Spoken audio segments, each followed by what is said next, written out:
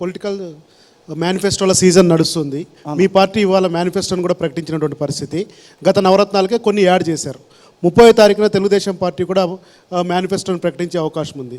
So 3 పార్టీల యొక్క manifesto ద్వారా ఖచ్చితంగా మేము విజయం సాధిస్తామని చెప్పి తెలుగుదేశం పార్టీ కూటమి నేతలు చెప్తున్నారు. సో మీ పరాజయం గ్యారంటీగా ఉంటుంది మేనిఫెస్టో ద్వారాను, ఆ తర్వాత కూటమి యొక్క బలం ద్వారా అన్నది తెలుగుదేశం పార్టీ యొక్క ప్రధానమైనటువంటి విమర్శ. ఆ తర్వాత వాళ్ళ యొక్క ఆశ అధికారంలోకి వస్తామని. అన్నా, ది గ్రేట్ నారా చంద్రబాబు నాయుడు గారు ఒక పవన్ కళ్యాణ్తో బీజేపీతో ముగ్గురు పొత్తు కలిపి మళ్ళీ వచ్చాడు. ఇప్పుడు మోడీ గారిని బీజేపీని పొత్తు కలుపుకుంటున్నా, మీరు మా టీడీపీకి ఓటేయాలి, నేను జనసేనతో పొత్తు కలిపా, మీరు ఓటేయాలి అని మేము ముగ్గురం వచ్చాం అంటాడు. ఈయన భారతదేశంలో ఎన్ని పార్టీలు ఉన్నాయో అన్ని పార్టీలు పొత్తు పెట్టుకున్నాడు. ఓసారి సిపిఎం సిపిఐ, రే ప్రజలారా సిపిఎం సిపిఐ మేము వస్తున్నాం, మాకు ఓటేయాలి. ఓ సిపిఎం సిపిఐ మంచిదా అని ఓట్లేశారు.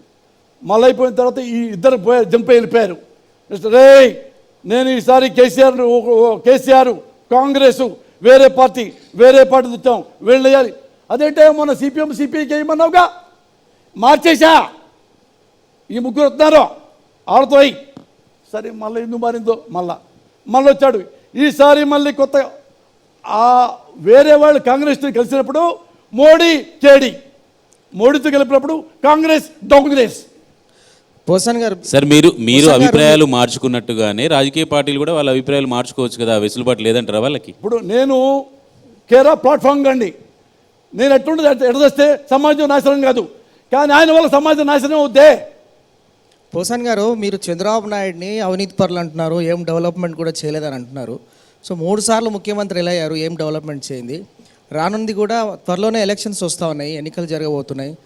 మరొకసారి సీఎంగా చంద్రబాబు నాయుడు రారన్న గ్యారెంటీ ఏముంది అసలు?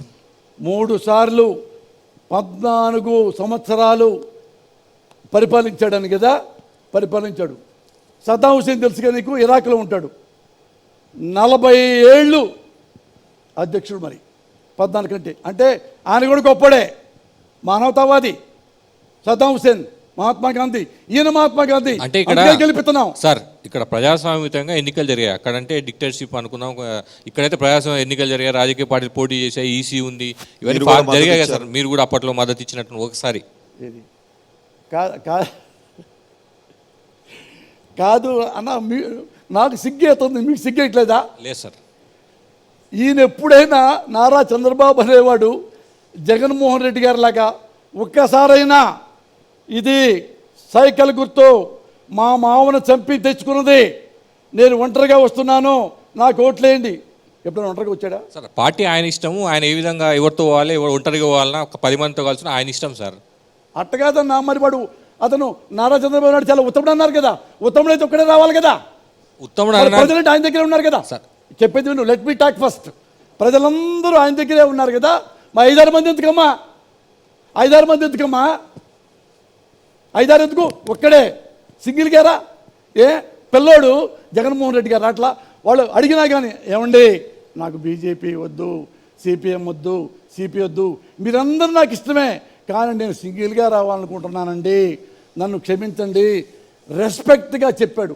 కాంగ్రెస్ నాకు ఇష్టమే, వద్దు, బీజేపీ ఇష్టమే, వద్దు, CPI honest, Narayana very honest, Ramakrishna very honest, ఇంకో ఉన్నారు రాఘవల్ గారు వెరీ హానెస్ట్.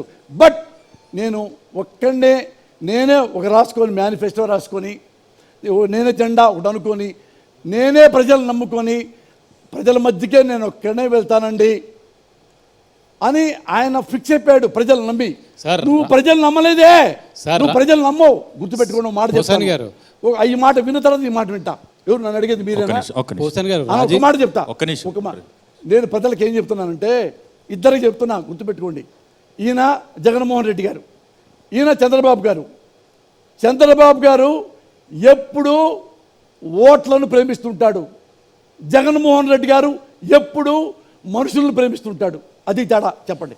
గతంలో ఇప్పుడు మిత్రుడు అడిగినట్లు ప్రజాస్వామ్య దేశంలో ఏ పార్టీతోటైనా పొత్తు పెట్టుకోవచ్చు, ఏ పార్టీతోటైనా కలిసి రావచ్చు, వ్యక్తులతో నడిచే అవకాశం ఉంది. మొన్న నరేంద్ర మోడీ గారు కూడా 300 సీట్లకు పైగా వచ్చినాయి. అయినా ఎన్డీఏ భాగస్వామ్య పక్షాలు చాలా ఉన్నాయి. ఇప్పుడు కూడా 400 సీట్లు వస్తాయని చెప్తున్న నరేంద్ర మోడీ గారికి కూడా భాగస్వామ్య పక్షాలు ఉన్నాయి, తెలుగుదేశం ఇంక్లూడ్ జనసేనతో సహా. దాన్ని మనం ఎట్లా తప్పు పడతాం? మీరు తప్పు పడుతున్నారు, ఒక్కడే రావాలని. మీరు మీ పార్టీలో మీరు ఒక్కరే వస్తున్నారు, మీకు దమ్ము ధైర్యం ఉంది, అది లేదు. వివిధ కారణాల వల్ల వివిధ జిల్లాలలో ఉన్న ప్రభావం వల్ల వాళ్ళు కలిసి వస్తారు. దాన్ని ఎట్లా తప్పు పడతారు మీరు? తప్పేం పట్టకల్లా. ఎందుకంటే ఒక రాజకీయ నాయకుడు ఏవైనా చేయొచ్చు. పొత్తు పెట్టుకోవచ్చు, పొత్తు పెట్టుకోకపోవచ్చు, వెనుపడబడవచ్చు, చంపొచ్చు, చెప్పులతో తన్నొచ్చు, ముఖ్యమంత్రి అవ్వచ్చు. జస్ట్ లైక్ తరుణ్ గొగోయ్ అస్సాం నుంచి వచ్చారు. తరుణ్ గొగోయ్ ది గ్రేట్ వాజ్పేయి లాంటి కూడా ఒక ఓడితో ఓడించి ఫుట్బాల్ తన్ని బయటికి పంపించవచ్చు. అదే మరి అదే అప్పుడు పోసాని మాట్లాడిన ఒక తిట్టు సమాజానికి ప్రమోదమా? మోడీని తరుణ్ గొగోయ్ అనేవాడు ఎంపీ డ్రాప్ చేసి బయటికి ఎలాగొట్టాడు, అది ప్రమాదం సమాజానికి. అది చెప్తే నేను మీ దగ్గర నేర్చుకుంటాను, ఇంకేం నేర్చుకోవాలి. ఎంతమంది కలిసి వస్తుండ్రని భయపడుతున్నారా సార్? ఎవరు? ముగ్గురు కలిసి వైసీపీ మీదకి వస్తున్నారని భయపడుతున్నారా? ఆల్రెడీ పోయిసారి వచ్చారు కదా సార్ వీళ్ళే. అయ్యో రామచంద్ర, జనాలు తెలియదు అనుకుంటే జనాలు కూడా ప్రజలందరూ చెప్తున్నా. పోయినసారి వచ్చినప్పుడు వైసీపీ ఓడిపోయింది. 2014లో ఈ ముగ్గురు కలిసి వస్తే వైసీపీ 67 సీట్లు, వాళ్ళకి 110 సీట్లు. చెప్తా. ఇప్పుడు ఆయన ఎప్పుడు ఓ పొత్తు లేనిదే బయటికి రాడు. వీడు ఉండాలి. చివరికి అలాగే నిరంజన్ ఒక్కడే గొట్టంగాడు, పోసాలు ఉన్నారా ఏమో 7 ఒకటి 2-3 ఓట్లు ఎప్పుతాడు అని అట్టుంటాడు. ఈయన ముగ్గురిని, ఎవరు? పవన్ కళ్యాణ్. ఎలాంటి వాళ్ళ ముగ్గురు చెప్తా వినండి. పవన్ కళ్యాణ్ పార్టీ పెట్టి ప్రశ్నిస్తాం అని వచ్చాడా? వచ్చిన తర్వాత ఆయన చంద్రబాబు నాయుడు వెన్నుపోటాడు. వెన్నుపోటు పొడిచి ముఖ్యమంత్రి ఆయనతో ముఖ్యమంత్రి అవుతాడు, తిట్టేశాడు. రెండోసారి వచ్చాడు నారా లోకేష్, ఆడు పంది కుక్కలా తిన్నాడు అని తిట్టేశాడు. మళ్ళా ఈయన వచ్చాడు మోడీ గారు, వచ్చి ఈయన పోలవరం పిసికా హాయ్ డబ్బులు పోయింది హాయ్. ఈయనేమో వాళ్ళ అబ్బాయి ఏమో పవన్ కళ్యాణ్ తిట్టాయంట, వాళ్ళ అమ్మగారిని తిట్టాయంట. మరి ఏంటో ఎప్పుడు ఈ ఎదవలందరూ ఆడాళ్ళ మీద పడతారు ఏంటనా?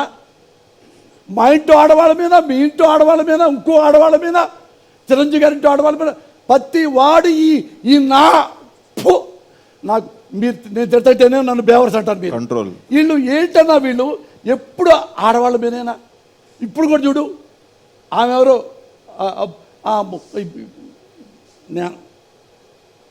అనమాట అంటున్నా, తప్పదు, గతి లేక. ప్రతి ఇంట్లో ఒక ఎమ్మెల్యే ఇంట్లో ఆడవాళ్ళని తిట్టడం, ఒక ఎంపీ ఇంట్లో ఆడవాళ్ళని తిట్టడం, ది గ్రేట్ జగన్ గారి ఇంట్లో ఆడవాళ్ళ మీద తిట్టడం. ఇది ఇప్పుడు కాదు, ఎప్పుడు చెప్పాను తెలుసా? ఇది చిరంజీవి గారు పార్టీ పెట్టినప్పుడే, అప్పుడు నుంచే ఇది ఈ చంద్రబాబు తిట్టించాడు చిరంజీవి గారిని. మరి వీళ్ళు అట్లా ఈ ముగ్గురు బాగా తిట్టుకున్నారు. మళ్ళా బాగా తిట్టుకొని మళ్ళీ ఒకటైపోయారు. ఏది 2014 ఉన్నాను చూడు, గెలిచారు. ఇటన్ని అబద్ధాలన్నీ చెప్పి చెప్పి చెప్పి చెప్పి అందులో ఏనా తొక్క ఒక్కడు కూడా ఇందా మీరు అన్నారే సంపద సృష్టిస్తాం నోట్లో ఉన్న సంపద. ఎక్కడ సంపద చెప్పి ఆంధ్రప్రదేశ్లో ఈ ముగ్గురు అతను జగన్ని ఎట్టయినా ఓడించాలని చెప్పేసి అన్నీ ఇంత చెప్పాడు. I can bring the star from the sky, మీకేం కావాలి?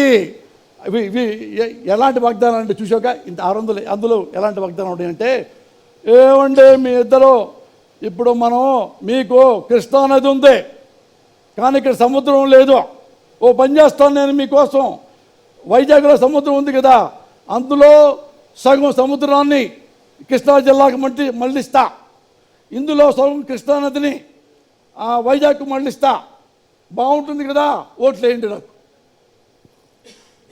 జనం కూడా నమ్మారు.